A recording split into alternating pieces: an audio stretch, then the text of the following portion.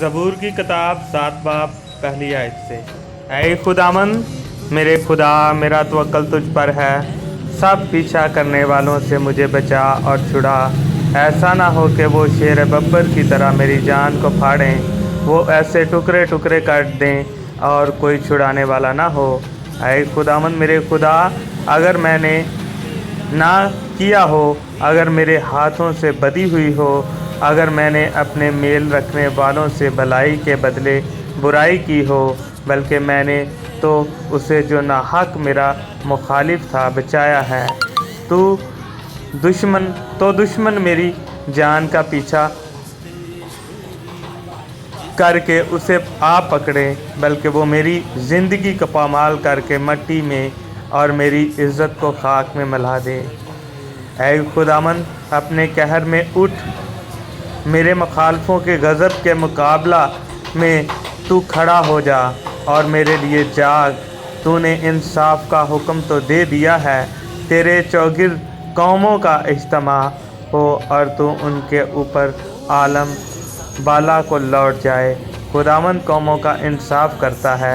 ऐ खुदावंद उस सदाकत और रास्ते के मुताबिक जो मुझ में है मेरी अदालत कर।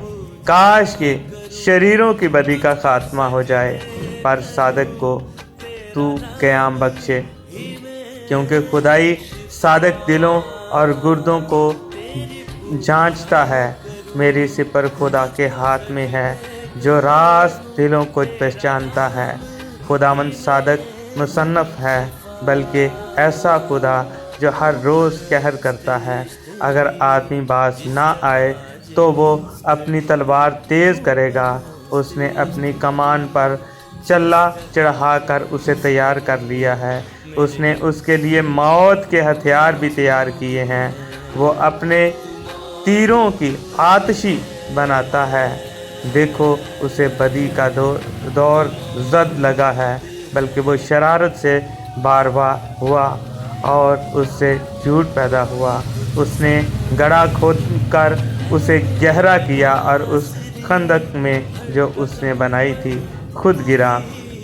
उसकी शरारत उल्टी उसी के सर पर आएगी, उसका जुल्म उसी की खोपड़ी पर नाज़ल होगा। खुदावंद की सदाकत के मुताबिक मैं उसका शुक्र करूँगा और खुदावंद ताला के नाम की तारीफ़ करूँगा। आमीन।